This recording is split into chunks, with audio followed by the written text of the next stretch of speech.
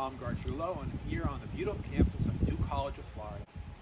The term woke has become a very controversial term in our society, and it has become a divisive term. It wasn't always that way. Originally, the term woke began in the mid-19th century as black theologians in the South used the term to create better awareness, to refer to better awareness about your situation, so that one could be protected and one could protect oneself. Likewise, in the early 20th century, social philosopher Marcus Garvey also used the term in a similar sense, so that black people would have greater awareness and could better protect themselves.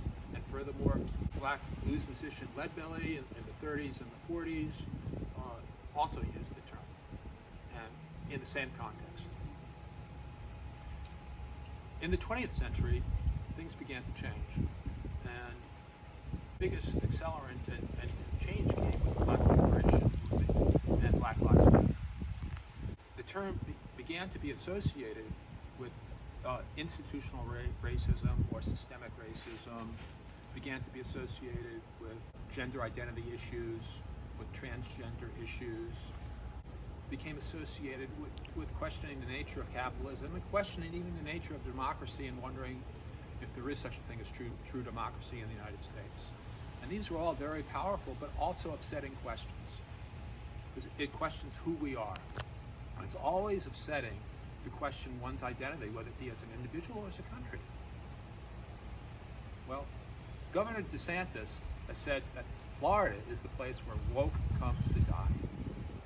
Well, what is meant by that? There's been a great backlash against this term woke.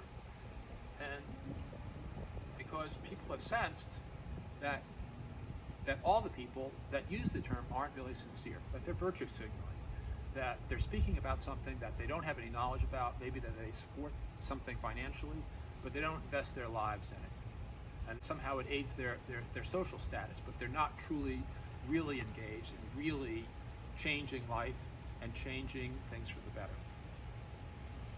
Likewise, there's been concerns about cancel culture, where people lose their jobs because they make misstatements and offend other people. Perhaps they say something that is sexually offensive or racially offensive. So there's been a lot of conflict about this and a lot of upsetness.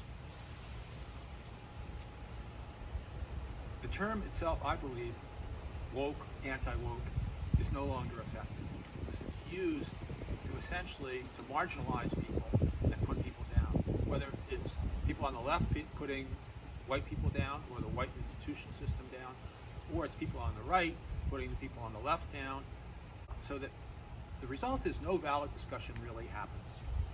There isn't a way to bridge a gap between people because people are stuck with a label. People on the right also use the term woke to refer to socialism, communism, and things that Americans in general find distasteful, without finding out if it's really true. And the same with people on the left. They characterize people on the right as being racist without finding out what the real truth of the matter is, without finding out the individual differences between people. We as a group, as a country, as a nation, as a state of Florida, need to move forward. And I invite Governor DeSantis to open up discussion around this, not close it down.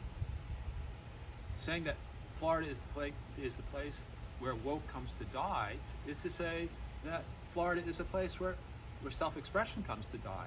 Florida is a place where intellectual thought comes to die. Florida is a place that is only concerned about sunshine and retirement. So Governor DeSantis has a lot to offer the state. He's a very bright guy. He went to Yale and Harvard. He served proudly in the U.S. military, and I salute him for that. And he served at Guantanamo. He served as U.S. representative before becoming governor. He has a lot of accolades, and he has a lot of leadership qualities.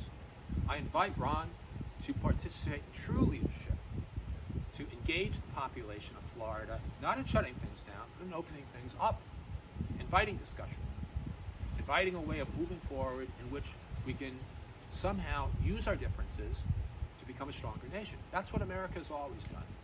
We invited people here that were very different. My father was born in Sorrento, Italy. My mother's family originated out of Ireland. Despite the amount of cultural conflict that existed between an Italian family and an Irish family, things moved forward. Not always evenly, but that's what we have today. Black and white, gay, not gay, straight. What's really more important is how we work things out, how we're willing to discuss things, and how we're willing to move forward and make a commitment to do that. I think Ron DeSantis can have a great future as a politician, but he needs to open things up and invite greater discussion. Thanks.